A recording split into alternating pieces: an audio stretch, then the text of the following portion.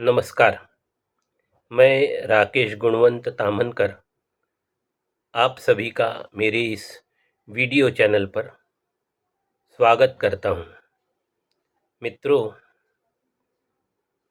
जैसा कि आप सभी को मालूम है कि मेरे इस चैनल को आप अवश्य सब लाइक करें, सब्सक्राइब करें और शेयर भी कीजिए। जिन लोगों ने अभी तक मेरे इस चैनल को सब्सक्राइब नहीं किया है, उनसे अनुरोध है कि कृपया मेरे इस चैनल को अवश्य सब्सक्राइब करें। दासबोध इसको ग्रंथराज कहा जाता है।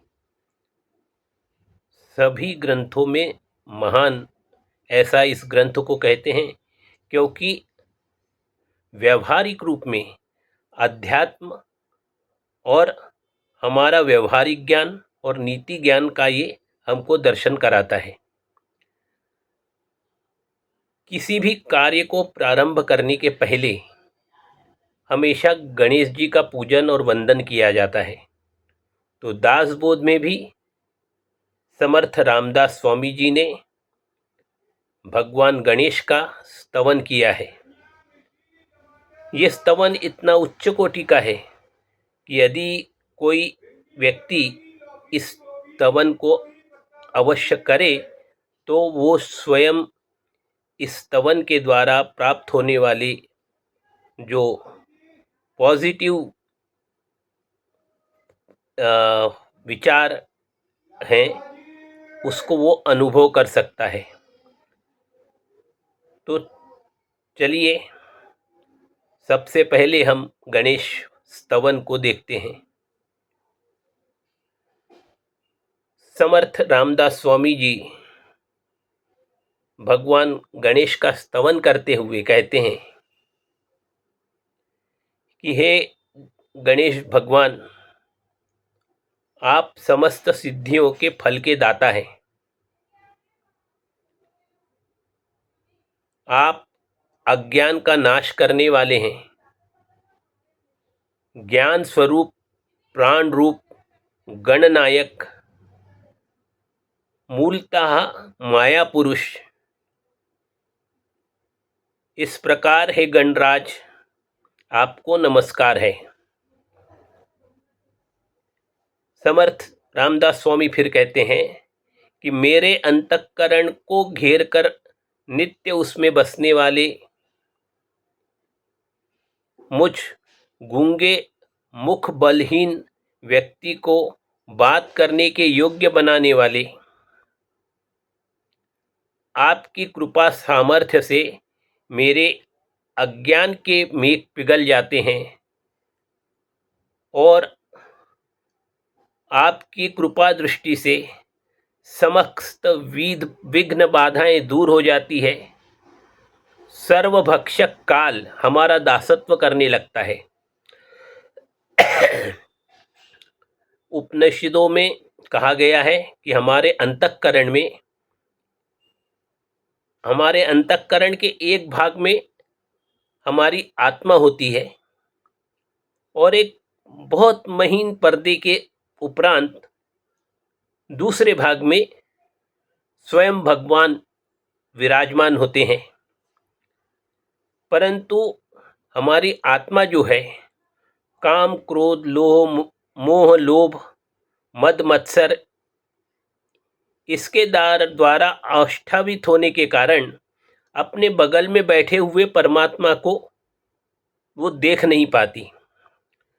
तो इस कारण आत्मचिंतन करने के लिए हमेशा हमारे जितने भी संत हैं वो हमको आत्मचिंतन करने के लिए बोलते हैं, ताकि हम अपने अंदर ही परमेश्वर को ढूंढने का प्रयास करें।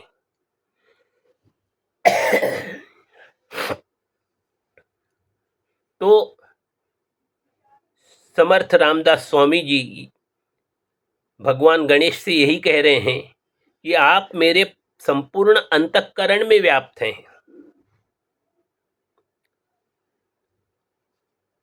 आप हमेशा मेरे हृदय में बसने वाले हैं और आपके कृपा के बिना कोई व्यक्ति बात भी नहीं कर सकता। गूंगा रहेगा। आपकी कृपा सामर्थ्य से ही हमें ज्ञान प्राप्त होता है और अज्ञान दूर हो जाता है। आपकी कृपा दृष्टि होगी तो हमारे समस्त विघ्न बाधाएं दूर हो जाती हैं।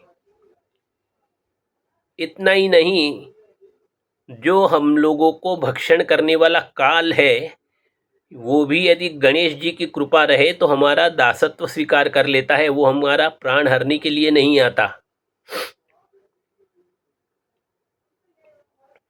भगवान गणेश का नाम सुनते ही सारे विघ्न बाधाएं दूर हो जाती है।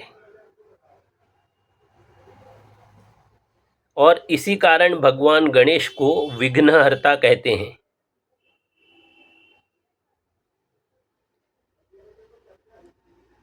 भगवान गणेश हम अनाथों के नाथ हैं।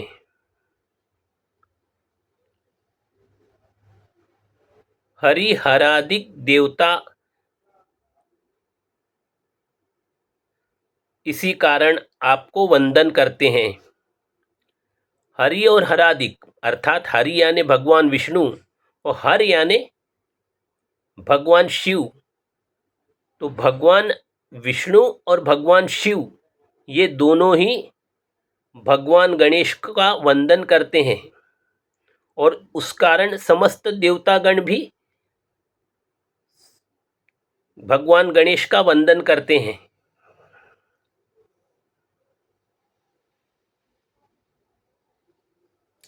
आप मंगल निधि और कल्याण के कारक और सागर हो।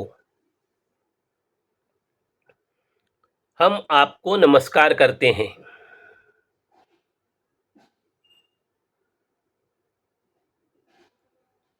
आपको नमस्कार करने के उपरांत जब भी कोई व्यक्ति अपना कार्य प्रारंभ करता है तो उसके समस्त कार्य सिद्ध हो जाते हैं। उसमें किसी प्रकार की कोई विघ्न बाधा उत्पन्न नहीं होती।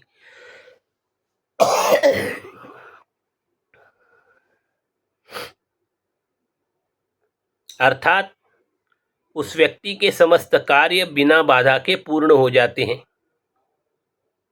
उसको किसी प्रकार की पीड़ा अथवा कष्ट नहीं होता।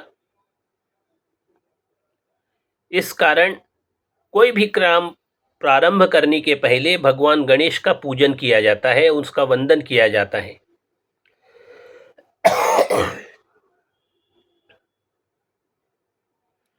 भगवान गणेश के स्वरूप का ध्यान करने से मन को शांति प्राप्त होती है, पीड़ा दूर हो जाती है, दुख दूर हो जाते हैं।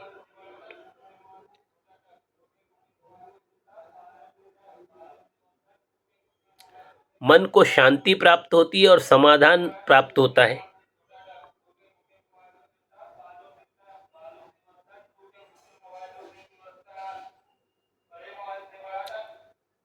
अपघात नहीं होता।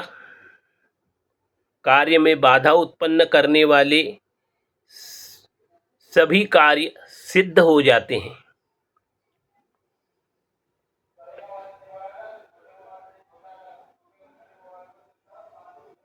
मन अन्य सभी इंद्रियों से निकलकर आंखों में आकर बैठ जाता है।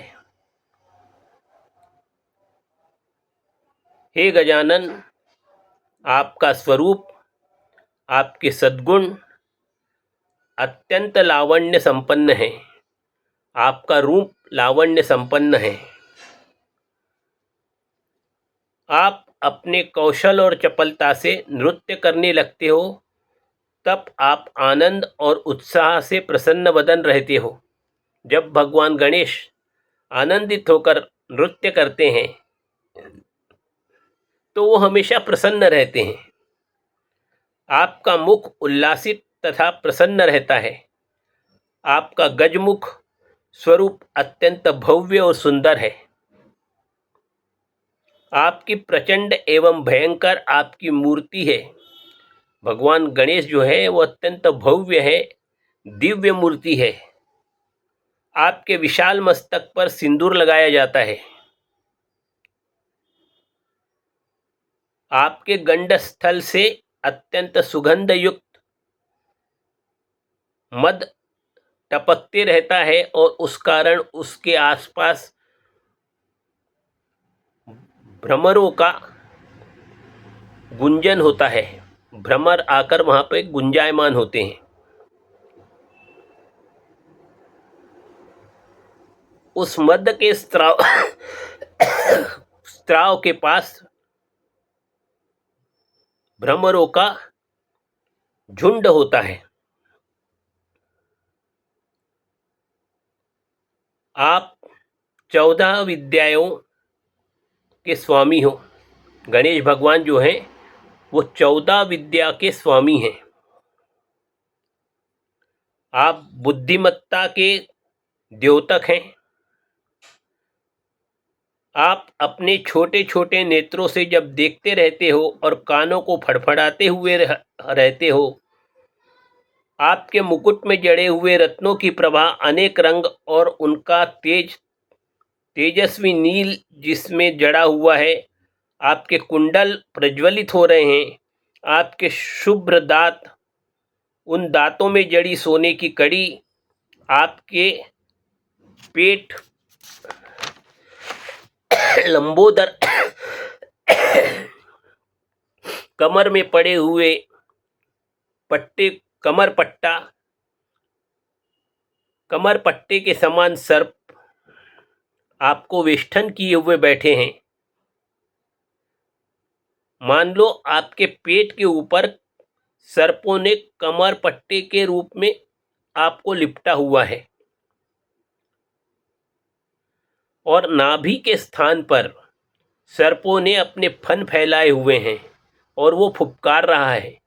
सर्प के मुख से लपलपाती हुई जिह्वा बाहर आ रही है। इस प्रकार आपका जो ये सुंदर रूप है वो अवर्णनीय है। इसका कोई वर्णन नहीं किया जा सकता। आपके नाभि तक आने वाली अनेक रंग की रंग बिरंगी सुगंधित पुष्प की मालाएं हैं। आपके एक हाथ में परशु है, दूसरे हाथ में कमल पुष्प है, तीसरे हाथ में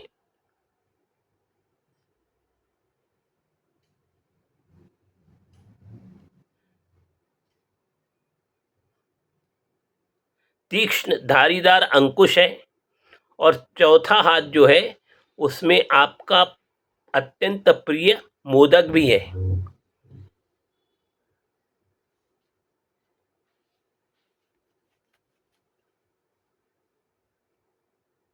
आपके हाव भाव से, कला कौशल के द्वारा ताल युक्त सुरों से युक्त आप अनेक प्रकार के नृत्य करते हो। इस नृत्य में ताल, मंजीरा, मृदंग आदि वादन सामग्री का भरपूर मात्रा में उपयोग होता है। नृत्य करते समय आप हुंकार भरते हो। क्षण भर में ही आपके पैर अथवा आपके अंग प्रत्यंग एक स्थान पर स्थिर नहीं रहते। इस प्रकार चपलता में आप श्रेष्ठ हैं। आपकी सुंदर मूर्ति सुलक्षणी और लावण्य की खान है। आप सर्वश्रेष्ठ हैं। आपके पैरों के नुपुर रुण झुन ऐसी आवाज करते हैं। पैरों के वायों की तीव्र ध्वनि नाद हो रहा है। ताल के ठेके पर पड़ने वाले आपके पैर अत्यंत मनोहर लगते हैं। आपके इस मनोहर नृत्य को देखने के कारण भगवान शिव जी की सभा में शोभा बढ़ गई है।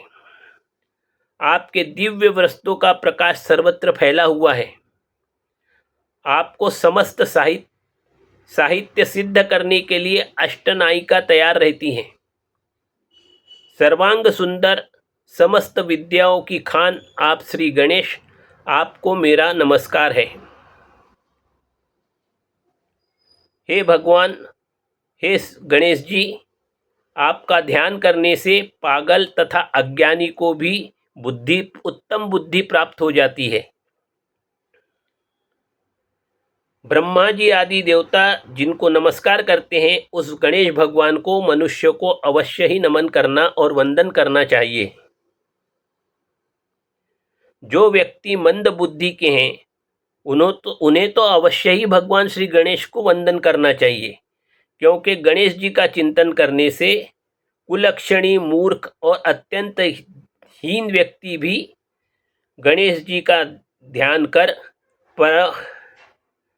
परम सभी विषयों में पारंगत हो जाते हैं, क्योंकि भगवान श्री गणेश परम समर्थ है और अपने भक्तों की हर मनोकामना को पूर्ण करने वाले देवता हैं। भगवान श्री गणेश जी का भजन करने से हमें तत्काल अनुभव प्राप्त होता है, सुख का अनुभव प्राप्त होता है। गणेश जी का भजन करना हमारा स्वार्थ, इसमें हमारा ही स्वार्थ छिपा है। कलौ चंडी विनायकम कौ, अर्थात कलयुग में चंडी यानी देवी शारदा तथा भगवान श्री गणेश जी, ये दो ही देवता जागृत देवता माने जाते हैं। ईश्वर का ये वचन अत्यंत प्रसिद्ध है। जो व्यक्ति इन दोनों देवताओं का भजन करता है उसे परम हित प्राप्त होता है। यह अनुभव से सिद्ध वचन है। मैं अपने अंतःकरण में परमार्थ की प्राप्ति की इच्छा रखकर इस मंगल मूर्ति भगवान श्री गणेश जी की यथाशक्ति स्तवन करता हूँ। जय जय रघुवीर समर्थ। तो भगवान श्री गणेश जी का ये वंदन संत श्री रामदास स्वामी जी द्वारा अपना दासबोध ग्रंथ लिखने के पूर्व किया गया था। ये अत्यंत प्रभावशाली ऐसा स्तवन है। इसको प्रतिदिन लोगों को ध्यान से पढ़ना चाहिए, सुनना चाहिए और इससे प्राप्त होने वाला श्रेष्ठ अनुभव को अनुभव करना चाहिए। तो आज इतना ही। तो याद रखिए, मेरे इस वीडियो चैनल को आप लोग अवश्य लाइक करें, सब्सक्राइब करें और शेयर करें। आपको आज का ये प्रोग्राम कैसे लगा, कमेंट बॉक्स में अपने जाकर कमेंट्स लिखिए। ये एक बहुत विचारणीय ग्रंथ है, जिसको ये पढ़ता है और सुनता है इसको अवश्य ज्ञान की प्राप्ति होती है। धन्यवाद। जय जय रघुवीर समर्थ।